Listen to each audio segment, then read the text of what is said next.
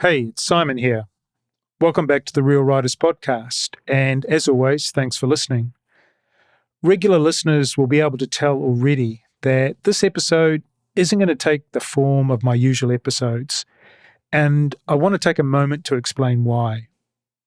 Late last year, I became aware of Podcasthon, a non-profit initiative with the objective of convincing as many podcasters as possible to dedicate an episode of their show to a charitable organisation of their choice. The idea is to use the episode to highlight or promote the chosen charity. And then the episode would be published between the 15th and the 21st of March this year, 2025. Well, shortly after Christmas, I reached out to the Mental Health Motorbike charity in the UK. I've been aware of the charity for some time, and as I've mentioned on the podcast previously, I have an interest in the mental health benefits of motorcycling. The charity was immediately keen on working together to make a special episode, and a team from their side was quickly pulled together, a team, I should say, who had never made a podcast before. Right from the beginning, I wanted to involve many voices and do something a little more ambitious than a straight interview episode, which is, as you might know, my regular bread and butter around these parts. To their credit, the team from Mental Health Motorbike were completely on board with that idea. I think they had no idea what they were getting themselves into. We had our first team meeting on the 30th of January, and not long afterwards threw ourselves into a series of remotely recorded interviews. We recorded 5.5 hours of raw tape, which we distilled down to the episode you're about to hear. I want to take this opportunity to thank the team from Mental Health Motorbike, specifically Paul, Tony, Rob, Nikki, Lorna, Emma, Mark, and Stephen. This episode is the result of their enthusiasm, openness, and hard work. Before we start, I just want to make it clear the subject of this episode is mental health, and the topic of suicide will be referred to a number of times. Be aware that you or someone listening with you may find some of the content upsetting.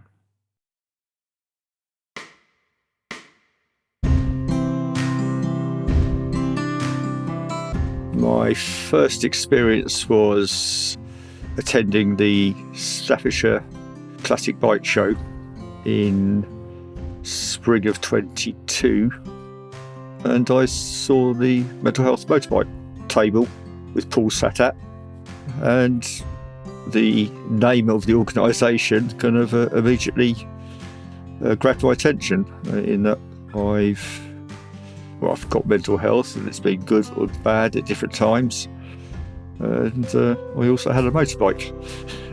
so they seem to go kind of fairly hand in hand. And so I just got chatting with Paul, just on a one-to-one basis, and I thought it was something I'd really like to get kind of involved with, particularly because at the time I was looking to find ways to occupy myself in a meaningful manner, because I was in the early stage of my recovery from a long addiction and problem with alcohol, and I kind of explained some of my background in that I had a 25-year hiatus from motorcycling whilst I developed my drinking habit to an unacceptable level, but that I'd been to rehab 6 months before then and remained kind of clean and sober ever since.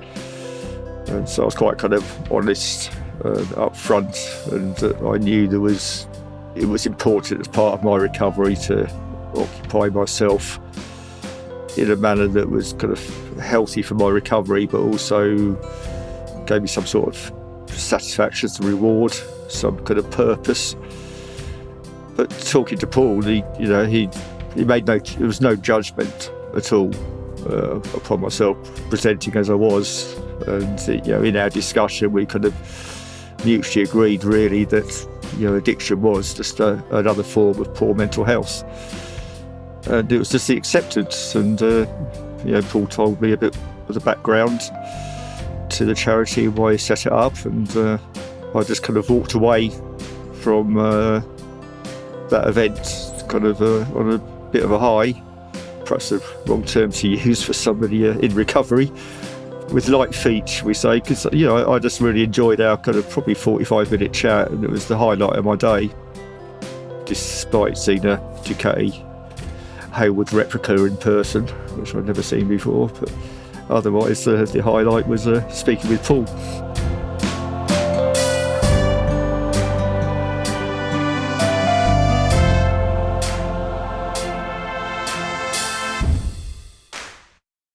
That was Rob, a mental health first aider and the West Midlands area coordinator for the UK's Mental Health Motorbike charity. He was describing the first time he came into contact with Mental Health Motorbike and one of its co-founders, Paul Oxborough. My name is Paul Oxborough. I'm one of the two founders of Mental Health Motorbike. The charity was set up in 2019 following the suicide of a friend. I lost a friend to suicide 2019. I'd known him since he was 11, and around about 37, 38, he ended his life. I made a promise at the funeral to Dale's family that we would do something to prevent other families going through the grief that we were all experiencing. So, we thought long and hard about it and thought, what could we do? So I worked very, very closely with Dale's best friend, school friends, who I'd also known since he was 11. And two guys that I'd known most of my life, one of them wasn't there anymore. So we thought, we've got to try and stop this. He got so much more to live for. And he wasn't there anymore. So we decided Mental Health Motorbike was going to be brought into this world. So myself and Jay Lucas, the other co-founder, we took quite a brave decision to ask one question and research the hell out of it. And that question was, is there an appetite for the motorbike community to engage with a specific and direct mental health charity targeting them? So we just asked, and we spoke to lots and lots of people, and overwhelmingly the response was yes, this community needs this. But, what was also coming back is please don't make it just for men.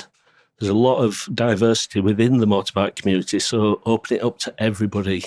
And that will mean that it's going to be a much more vibrant sort of charity rather than just focusing on one gender. So this would have been during lockdown of 2020. And I was in communication with Paul, and he mentioned the charity and how it was being set up to highlight suicide and to help other people, but also in honor of Dale and his passing. And I was over the moon. It was such a lovely thing to do, and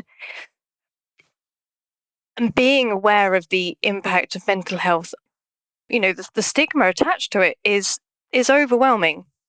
It was nice to know that somebody was doing something about it, and it gave me some hope. It kind of felt like a hug coming through during lockdown, it was a terrible time for everybody. I struggled a lot, and it was really nice to have Paul on the other side. That was Lorna, mental health first aider, charity volunteer, and the wife of Dale Caffrey, whose suicide was the catalyst for establishing Mental Health Motorbike, as Paul told us. The charity recently celebrated its 5th birthday. It exists to promote the well-being benefits of motorcycling, provide a network of support for bikers by bikers, and improve well-being within the motorcycle community. The charity does this through one-to-one and peer support, events, training activities and projects, and working in partnership with other organisations and clubs. The charity has and continues to provide mental health support for many in the UK's motorcycling community. Whilst it might be assumed that much of the support is in crisis management, in fact 75% of the charity's support work would be better described as preventative support.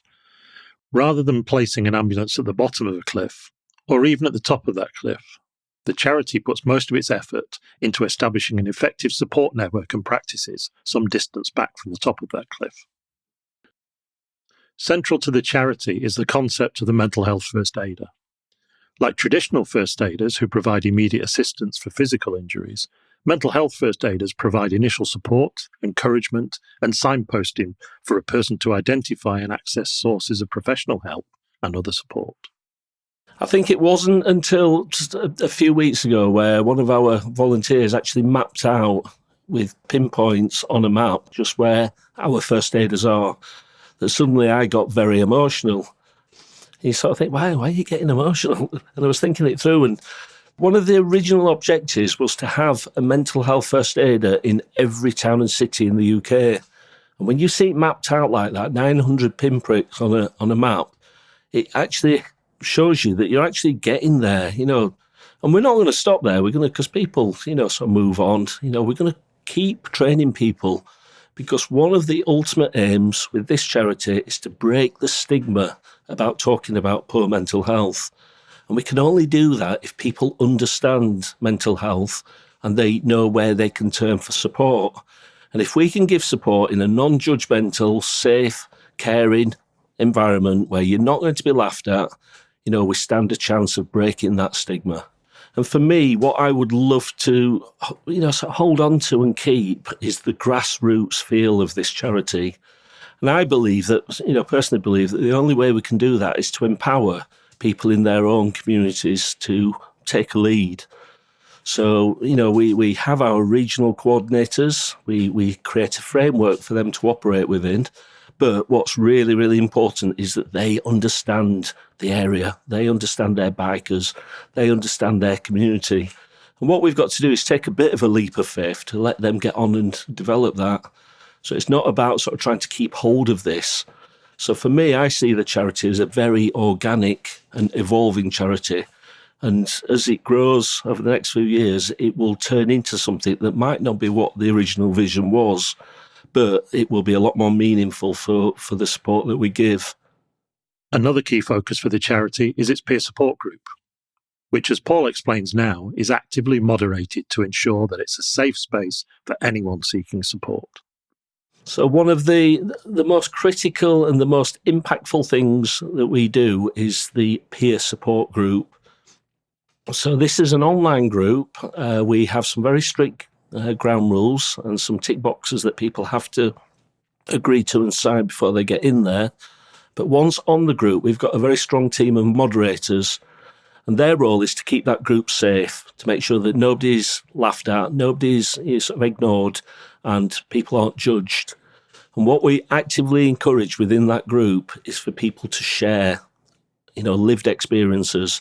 So what we find is a lot of people on that group are a little bit further down that person that's in crisis. So they've got through it. So there's real hope that the person that's in crisis can get through it with the right support.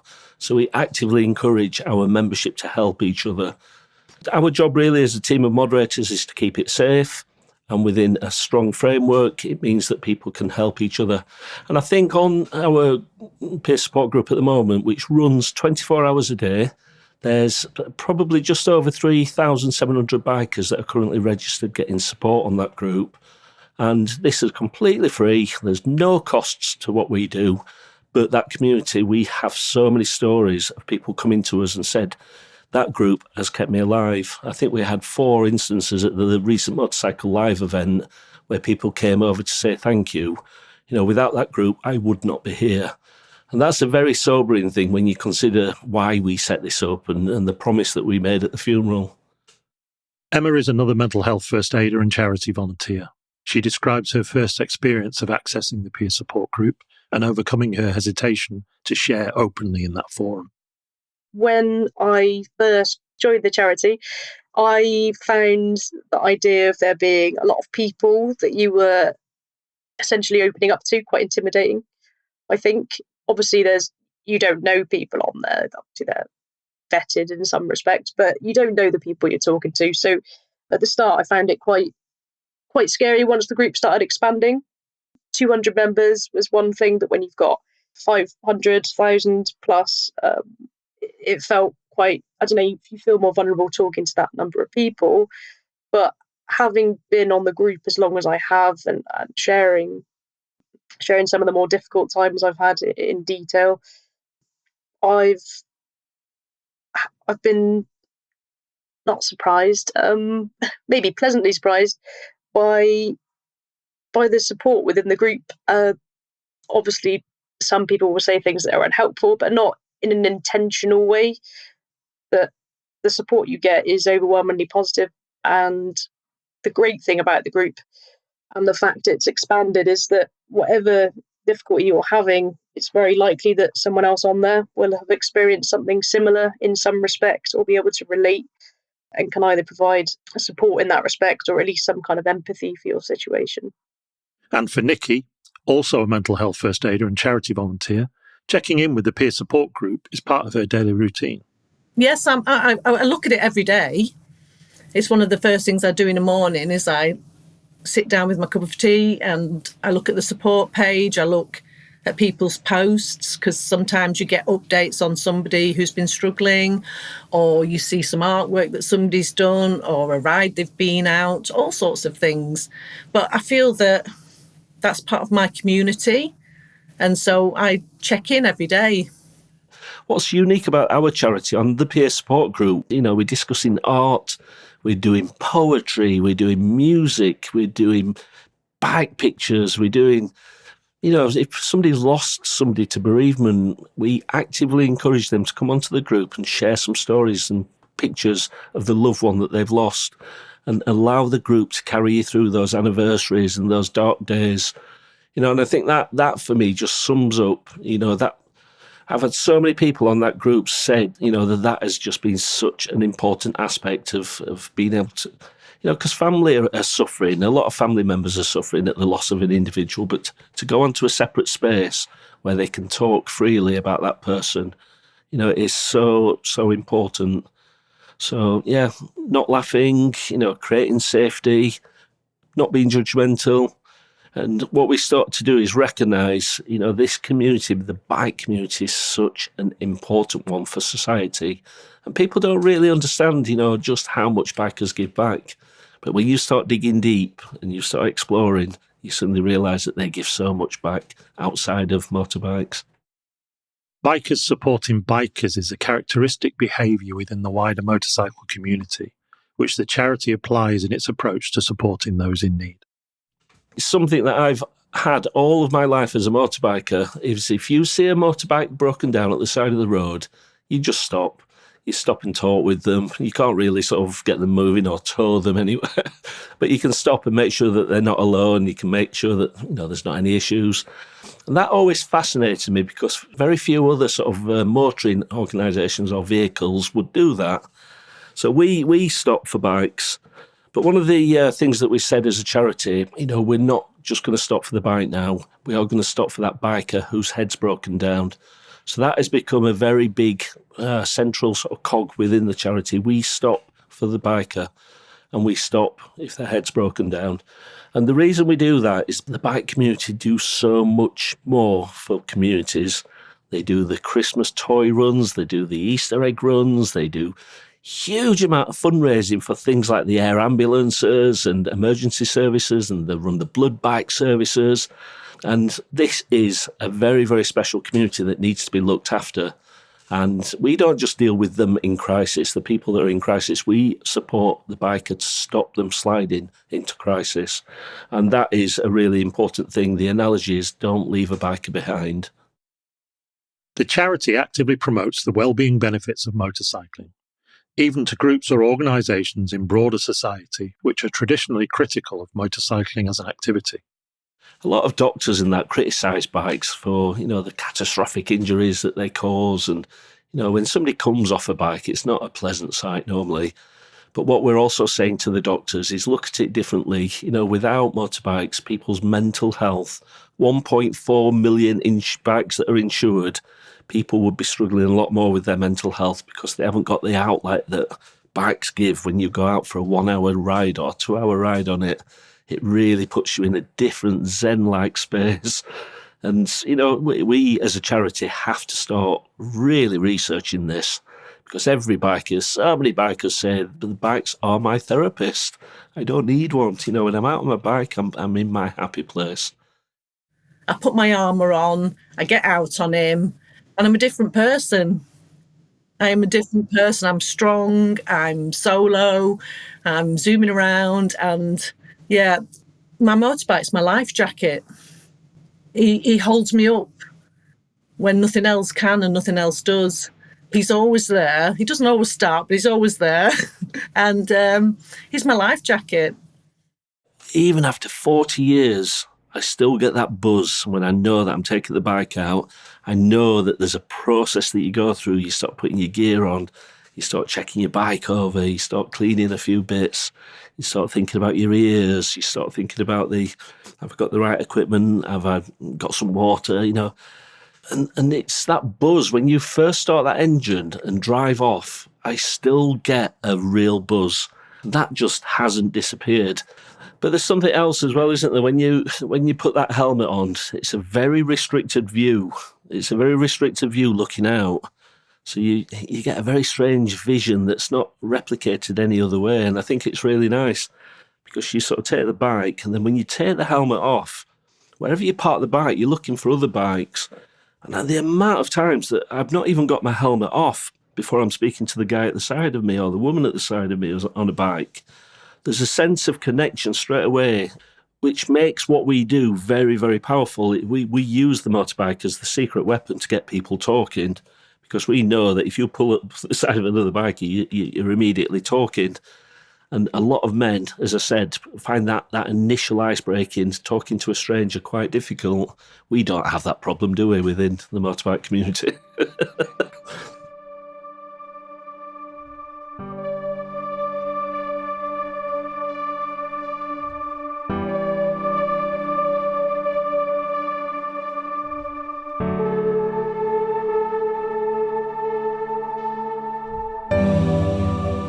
Well, my first experience was, like a lot of people, I joined the supporters page on Facebook and I watched people posting, I read the replies. Some things were serious, some things were like a ride out or artwork. There was all sorts of things, and eventually I got a bit more comfortable and started posting myself and replying to people.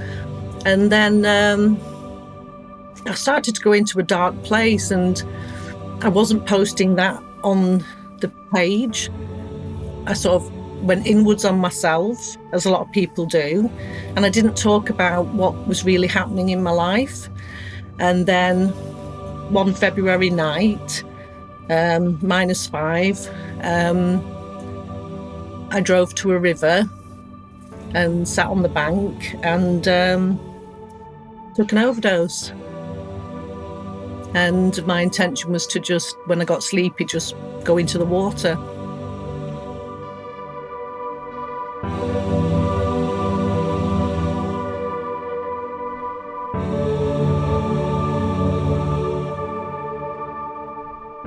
I'd lost a lot in my life. I'd lost more or less everything. And I just couldn't see a point in going on. I thought I was a burden to people. I thought people were getting tired of me, feeling down, feeling tearful, not knowing how to get myself out of this spiral. And I just thought everyone would be better off without me. I just wanted to get a message to my children to tell them that I loved them. But I couldn't face talking to my family. So I spoke to Paul from Mental Health Motorbike and just asked him to tell my children that I loved them and would he say goodbye from me. Well, he kept talking to me, kept telling me I was worthy and I was wanted, kept asking for my location, which I wouldn't give. And eventually he persuaded me to get myself home and offered support and backup. He put 2 mental health first aiders in touch with me. He'd got in touch with my sister and he said, like, we're going to support you. You're not on your own and there is a way out of this.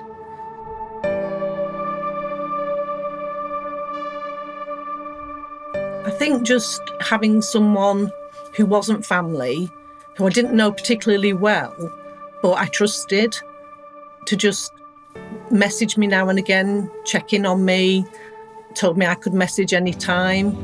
And I just knew that there was somebody there was some backup. and that I wasn't on my own. Even if I wasn't in touch, somebody else was thinking about me and getting in touch every now and again.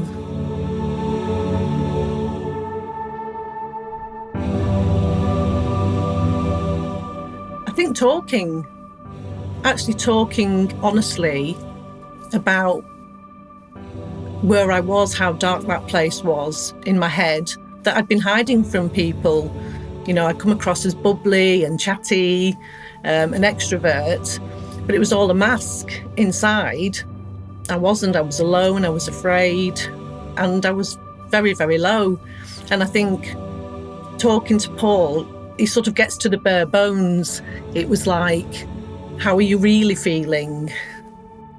And it was that honesty, it was that being able to be honest with somebody without them judging me or criticising me, and without them sort of babying me in a way. It was very practical support and emotional support, and it was very honest and open.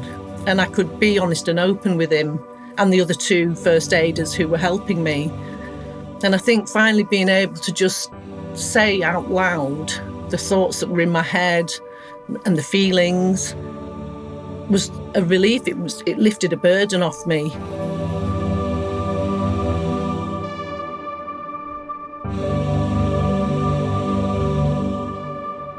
After my suicide attempt, life went downhill even more, because some people don't realise that when you attempt to take your own life, the fallout afterwards, if you survive, can be quite catastrophic. And so after my suicide attempt, I lost my driving licence, and the DVLA took it off me for mental health grounds. And I couldn't drive, I couldn't ride, I couldn't work because I'm quite rural, and I couldn't get a job. And things were a lot worse afterwards, to be honest. But Paul and a solicitor he was in touch with, they helped me fight to get my licence back. And after a year, I got my licence back. And I applied for a job, and I got the job. So I'm now working as well, and I'm riding again. And there are days when I feel a bit low, as a lot of people do. But I don't go to that really dark place anymore. I don't ever think of killing myself anymore. I always think I'm a bit down today, but I'll have a walk, I'll ride my bike, I'll read a book, I'll listen to some music, and it will pass. And that's what I've got to tell myself every day, is these feelings, this darkness, even though it's not as deep as it used to be, it will pass. Tomorrow's another day.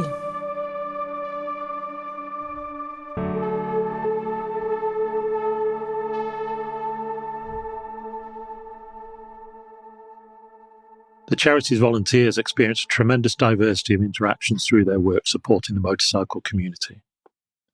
Tony, a mental health first aider and the charity's regional coordinator south, explains what he believes is the most important factor when providing mental health first aid support. Listen. That's the most important thing. Listen with compassion and with no judgment.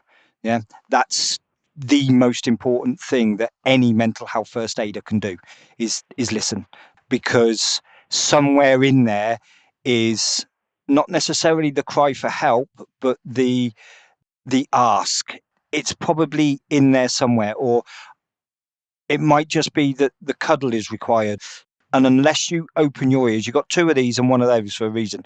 You need to listen twice before you speak. So listening is most important. And then try to understand what you're trying to say when you're talking to me, what it is, because generally it isn't going to be, I've got mental health issues, I need your help. Yeah. The fact that a lot of people will just say, can you tell me what you do? Yeah. I'm just here to listen. So if you want to talk to me about any situation, any whatever, yeah, we can do it whilst we're talking about this lovely tank on this motorcycle sort of thing. Yeah. And it's just being there, being supportive. So you're forever learning from every situation and every conversation that I've had to do this, to be able to listen to anybody talk to me. I don't make it sterile. At no point whatsoever do I make the talking about your mental health sterile. Yeah, this is two blokes talking as though we're just talking about two spark plugs. Let's have that conversation. And I think because I'm so honest and open for my experiences, it gives them an okay to be that honest and open back, I hope. Now, when I do presentations and I do that sort of stuff, I'm quite happy to take the mickey out of myself, again, to take the sterileness out of the situation, for these people to feel comfortable in my presence as well. Once I start saying, yeah, but I'm an alcoholic. Yeah, I was beaten up as a kid. My mother used to kick me into the fetal position when I was at the age of 6. All of a sudden it's like, yeah, I'm not there to scare you. It's a case of these things happen to quite a lot of us. It's okay to talk about it. The common feature is that we all have concerns about our mental health to some extent, but we all ride motorcycles. And I think it's quite an interesting comparison that somebody with an addiction, for example, the best people to get help from are people who have suffered addiction and are managing it. So I work in a rehab, and part of the job description is that you're in recovery. And I think that's the same with mental health. Only those that have suffered poor mental health could really understand what it is like to have mental health issues. And then motorcycling, I think unless you've ridden a motorcycle and have really experienced the sense of freedom and excitement, everything a motorcycling has to offer, somebody that's never been on a motorcycle in their life would not understand some of the conversations we might have about a fantastic road or pulling off the perfect corner. As charity co-founder Paul said earlier, one of the charity's key objectives is to eliminate the stigma associated with talking about mental health. Stigma around mental health comes from society as a whole, really. You grow up in an environment, for example, I grew up in a very working class northern sort of town. It was at the time where all the steelworks were shutting down, the mines were shutting down. These were single occupation communities where there was a lot of men that had earned a lot of money. Suddenly they were unemployed, they felt worthless, they felt, but these are hard men, grafters. And suddenly they were unable to, sort of express themselves. They felt their self-esteem was going down, their confidence was being lost. So when I was growing up as a kid, I was told to bottle things up, don't show your emotions. So as a kid of the 70s and 80s, that's been with me most of my life. So a lot of bikers my age really, really struggle to open up. So inevitably, when we're at events, people come to us for the first time. They relate to the motorbike bit of what we do. They see the mental health. They meet somebody that's very caring, that's had a little bit of understanding and compassion and empathy. And suddenly the floodgates opened. So we could be at a live event and suddenly there's lots of tears from a grown man. And when you ask them, who have you spoke to this about, they'll say that we are the first person. I've not spoken to my wife about it yet. So that gives us a huge responsibility to make sure those people are looked after and there's some follow-on. So we do try to get people straight onto the peer support group so they've got something they can take away with them from the events. But stigma, it's entrenched, it's learnt over many, many years through communities and how you engage.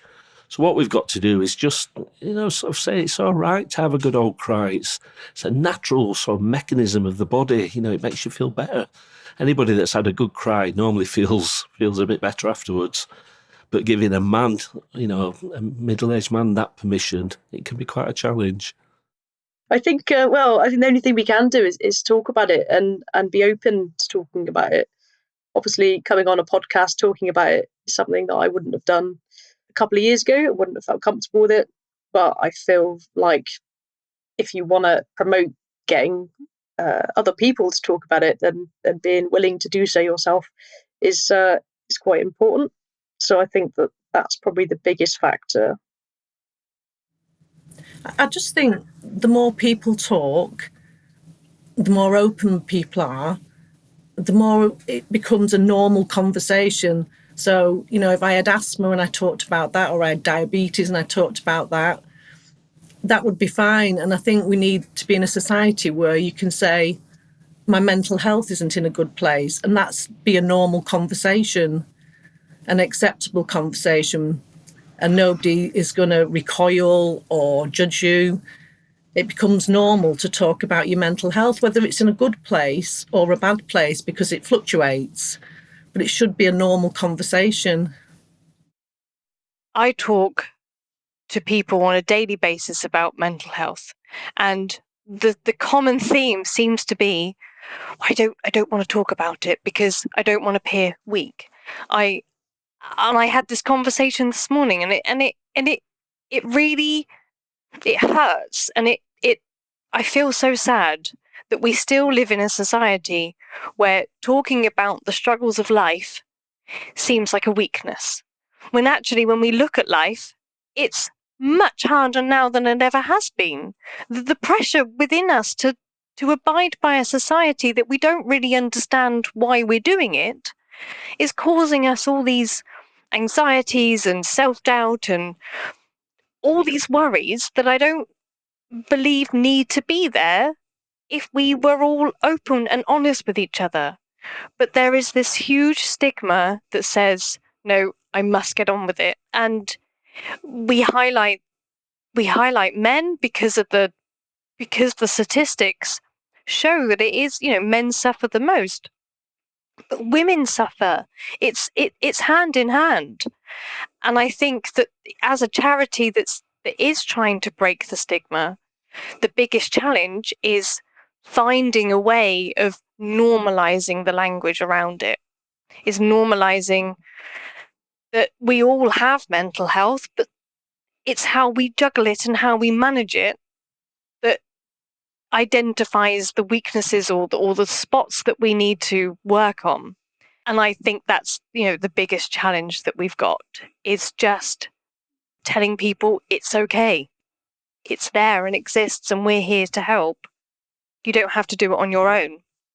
But most people think that they should do it on their own. I wish I could say to other people, just talk, phone somebody, send a message, because I didn't, and it got to a critical point. And I don't know why I didn't talk, even though I was surrounded online by people from Mental Health Motorbike. I couldn't even talk to them. But I urge anybody else to talk. And it's not easy, it's scary, phoning someone up and saying, I want to die is not easy.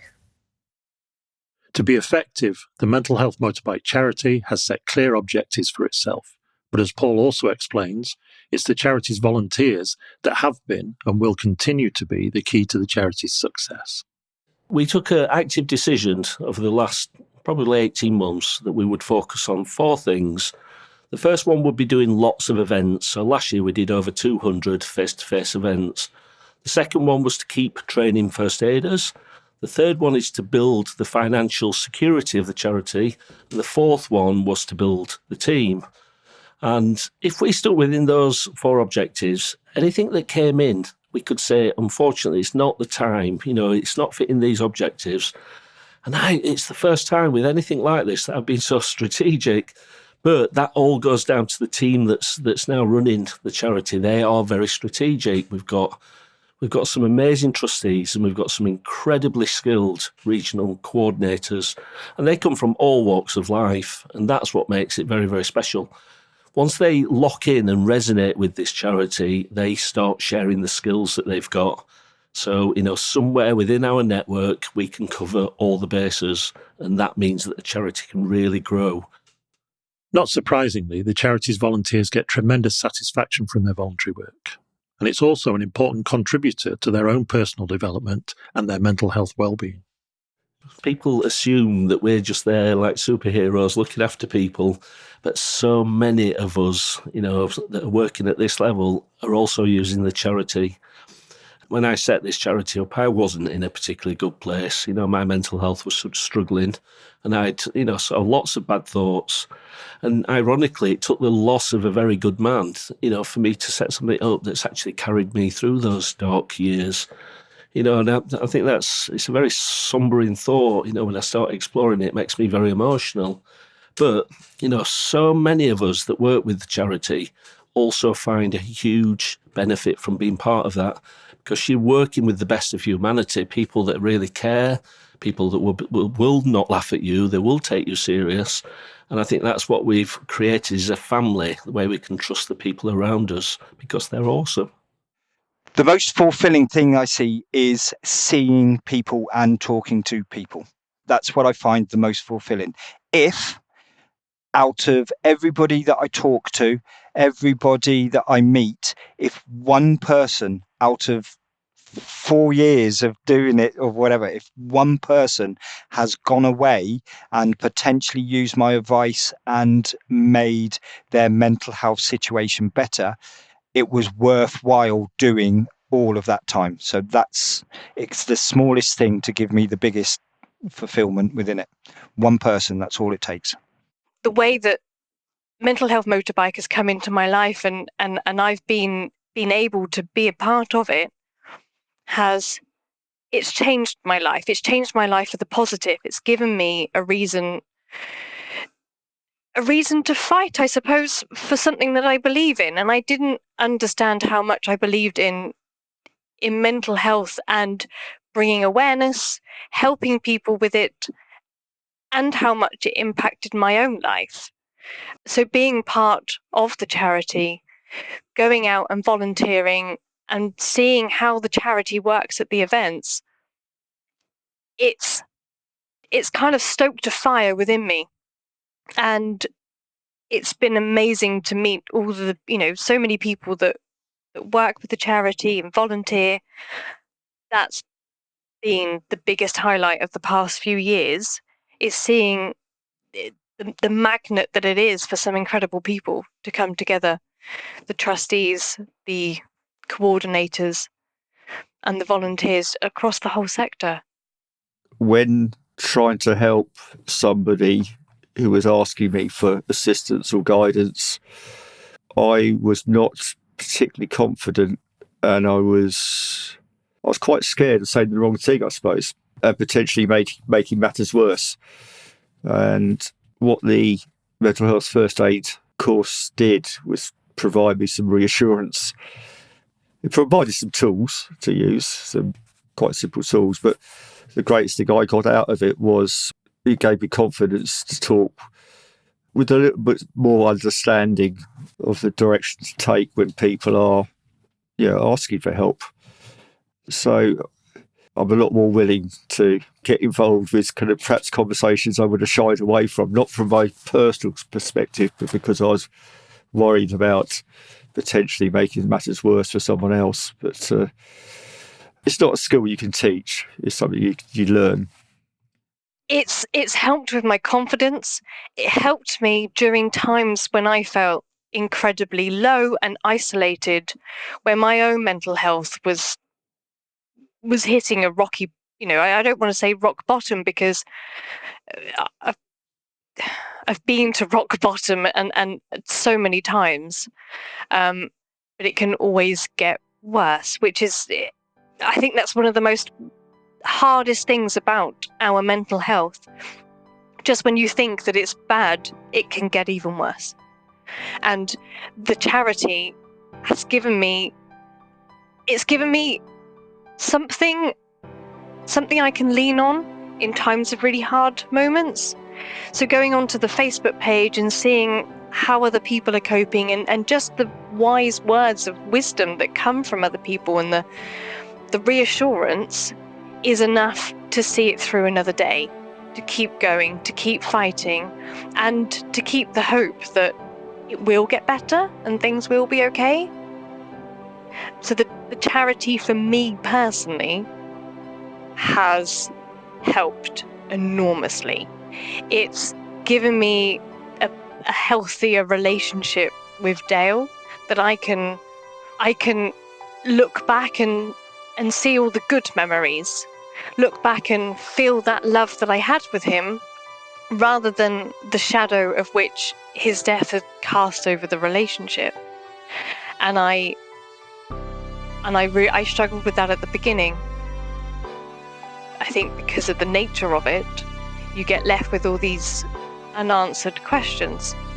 And so the charity has given me a way of reframing everything and helping make sense of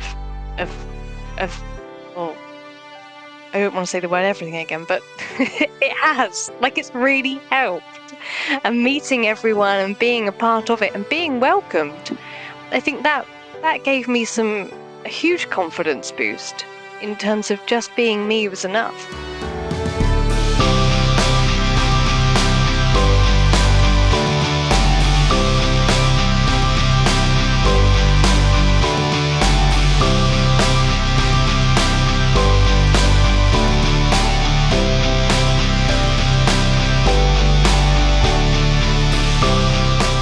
Mental Health Motorbike is a registered charity in the UK. You can find more information about the charity at mhmotorbike.com, including how to get emergency help, how to access our peer support group, perhaps make a donation, or, if you're interested, how to volunteer with us. You can find the link in the show notes. My name is Mark Campion. I'm the Mental Health Motorbike Regional Coordinator for Greater Manchester and Cheshire. Thank you for listening.